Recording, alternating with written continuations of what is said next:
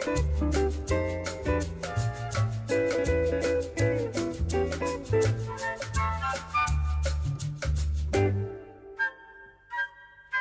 everyone, welcome back to the channel. Today I'm working on this absolutely beautiful 1964 Cadillac Coupe Deville. And when I say beautiful, I mean beautiful. I mean, this thing is gorgeous. I don't have a hint of sarcasm in that statement when I'm talking about this car. It's absolutely gorgeous. Black interior, 429 big block. This thing runs good, drives good. It's in here, has a couple little fluid leaks, a little bit out of the transmission, a little bit out of the engine. And while we're doing all that, tidying up all of the old worn looking parts, just spraying them with some new color, just gonna make the engine bay pop a little bit. But that's not what I'm focusing on today. What I'm focusing on today is up here. This thing, now I gotta say, it stops pretty good for a super heavy car with drum brakes all around. But pretty good is not good enough for us.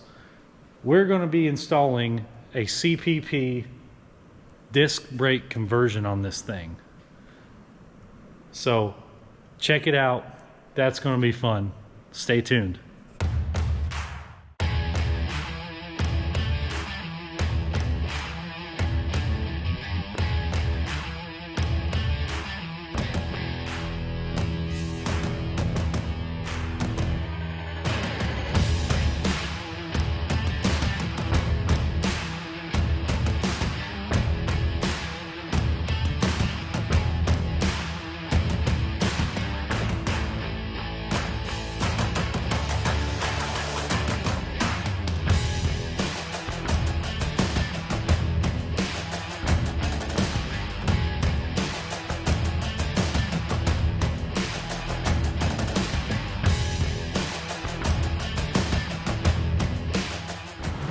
So I'm in here, got everything stripped down, cleaned up, sprayed it with some new black spray paint, making everything just look a whole lot better on this car before I start putting anything back together on it. We go over to the other side just to compare. This is how everything looks beforehand. And obviously I haven't pulled the drum off on this side yet. Got a little bit of tire rub back there, it looks like. So if we come over here, we can look at all the components that come in this kit. Now we're going with the Classic Performance Products kit, also known as CPP. This is their logo. And this is a very all-inclusive kit for this Cadillac project. It comes with new rotors, bracketry, hardware, spacers, seals and bearings, calipers, and then you open the big box here. And for one thing, we have an instruction manual, so we're going to throw that away. And then we've got this beautiful power brake booster. And this thing is nice. This is a really nice piece. Yeah, these guys, they make really good stuff.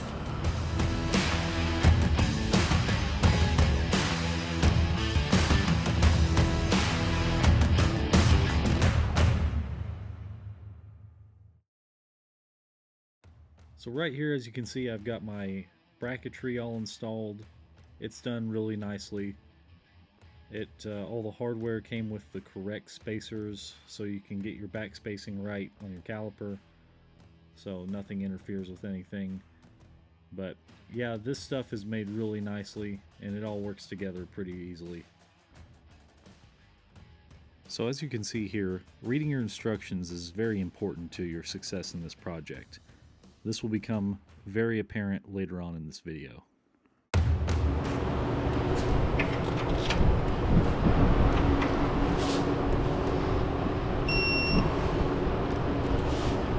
So the next thing we're going to do is install our wheel bearing in the hub.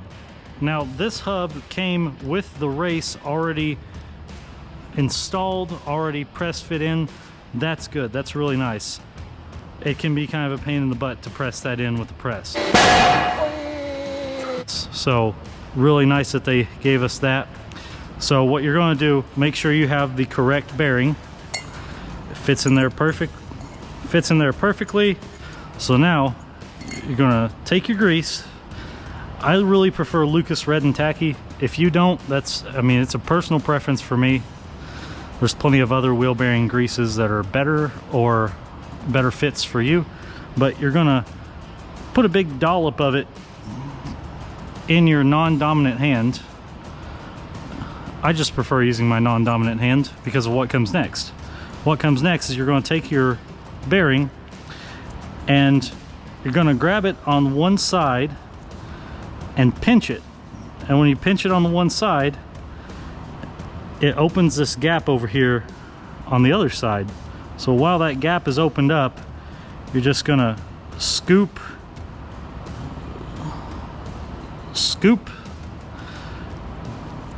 your wheel bearing grease into said wheel bearing and walk around the bearing with your gloved hand. Get it all worked in there really nicely.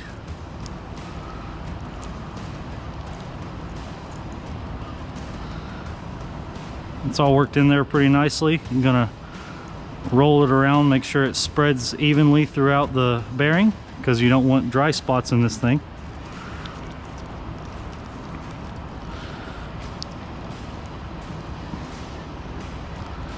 And that looks pretty good.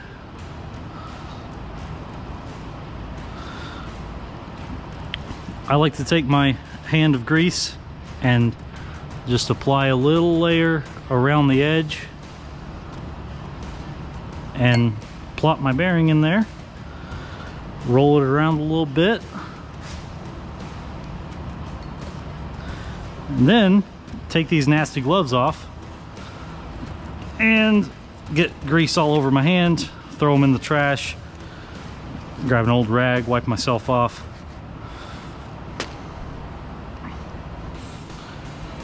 So then, once you have your bearing installed, it's time to install the seal for said bearing.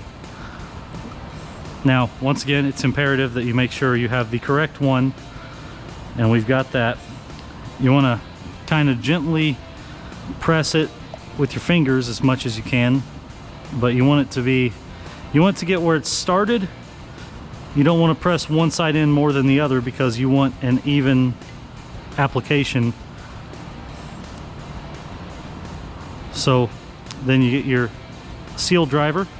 This can also be used for bearing races. That's why it's tapered on one side.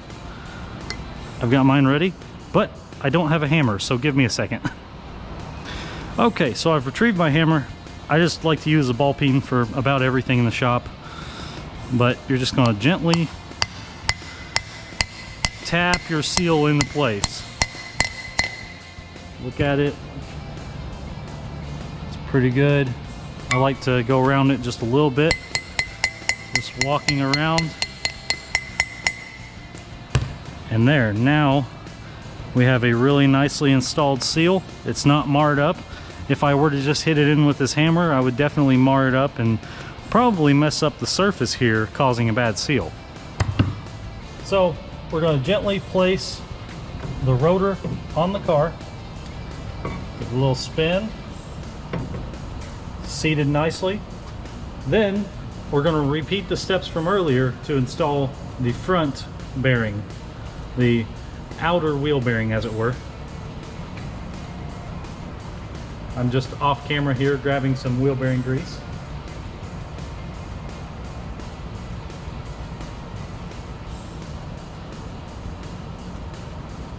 And you want to just repeat the same process from before, where pinch it on one side, pack it,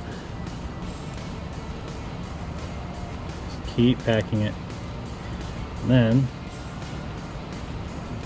get the excess there, spin it over, and do the same thing but for the top side.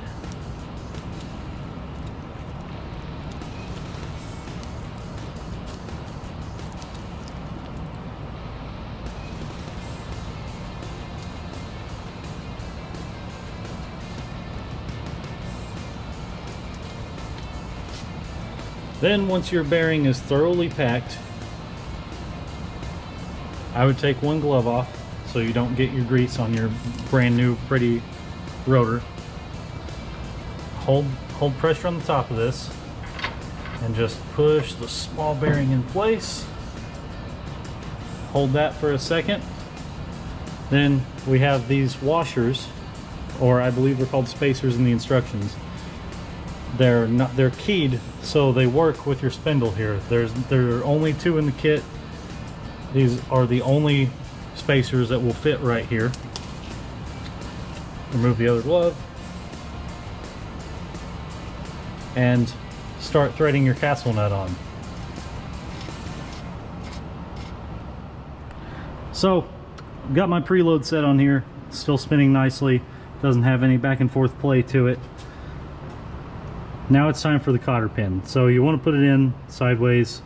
I mean, I'm sure anybody tackling a job like this knows how cotter pin works, but you never can be too careful with people of the internet.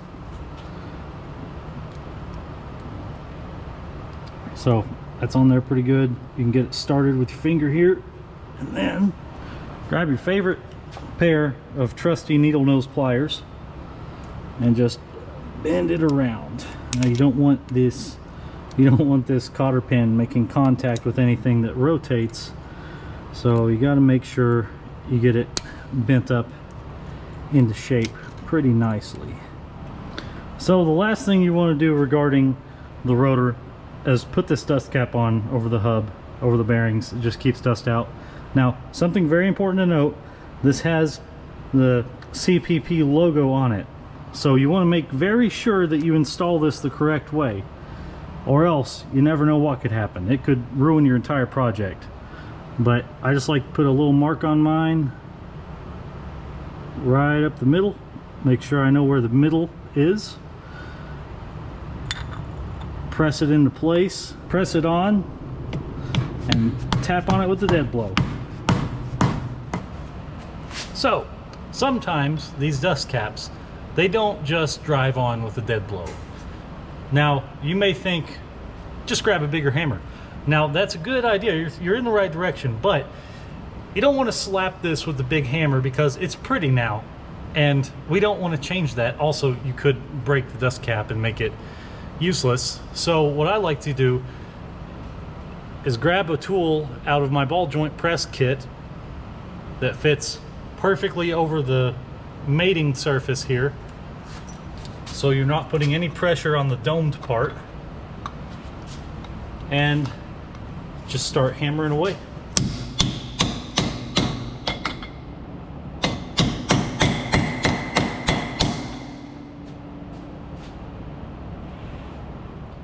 So now you've got everything installed. Make sure the logo's in the right place. You just want to give it a little spin over and make sure we're all good. And that's great. Oh yeah.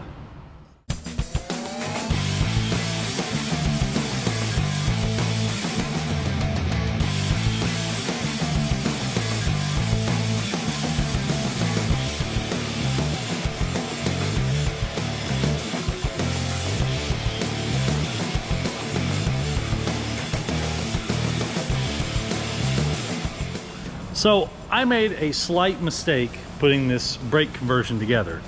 I was looking at all my parts after everything was done, and I noticed these little spacers, and I did not recall where these were supposed to go, but they looked important, so went through the instructions again, and sure enough, this is the spacer that goes behind the castle nut, between the castle nut and the washer. So luckily enough, pretty easy fix, just got to pull the castle nut off and put that in there, and then this project should be done, at least on the wheel side of things. Well, here it is, everyone. The CPP disc brake conversion on the 64 Cadillac Coupe Deville. Now it's pretty nice. It looks like a bigger GM brake, like a A or a B body. Pretty much the same design as you would find on the Camaros or on a G body or S10 or anything of that nature. I feel like the rotor itself and the caliper are bigger than both of those applications. Up here, I just could not connect my old brake line. I think the flare is just too big on it. So Monday morning, I'm going to be working on that. And I still have a master cylinder to install. I'm going to make a new video out of that. Not a whole lot else to see on the other side. It's pretty much exactly the same. That's why I didn't bother filming it. It's pretty much exactly the same. Only difference is that the lighting is worse over here. But that's how it turned out. Really good, really nice looking kit. Can't wait to see how it all works. So yeah, that's pretty much it for this video. I got that car to a good stopping point. I'm going to need to get that brake line situation figured out where the hard lines aren't fitting in the soft lines that came with the kit. Beyond that, I have to install the booster and master cylinder that came in the kit. And after that, I have some oil leaks to remedy on the engine. I've got some video of that. I'm just waiting on parts before I can finish filming because the engine's still apart right now. It's kind of hard to film the rest of the video without the footage, you know? But I'm going to make a video driving it. I definitely want to check out how those brakes work compared to the old ones. And the old ones were not bad. Those old drums worked pretty good on that car. But yeah, that's going to about do it for this video. I'm going to be at the Street Rod Nationals next week. I'm going to get a good video out of that. My truck show videos seem to do really, really well, so I'm going to try to get all the car show content that I possibly can. I can't make car show videos every week because I can't afford that. That'd be way too expensive. But I'll get car show content as frequently as I possibly can because it seems like that's what people like. So that's my goal here, is to make you all happy. So just a little bit about what's coming in the future. I definitely want to get on a better upload schedule. I want to be doing cooler stuff. It's the right time of year to be doing car stuff. It's about to cool down. Fall's just around the corner. So much fun stuff to happen in the fall. I'm going to be making a trip to the Street Rod Nationals next week. I'm going to LS Fest. Whatever else comes up, I got other things I want to check out, but I really enjoy the car show stuff. I know you do too. I just can't afford to do it every single week, but I will get you car show videos as frequently as I possibly can. Is that a good deal? I think it's a pretty good deal. But yeah, just thank you for watching so much. I hope everybody watches, likes, subscribes. Even if you don't like it, give me a dislike. It lets me know. Yeah, so thanks for watching.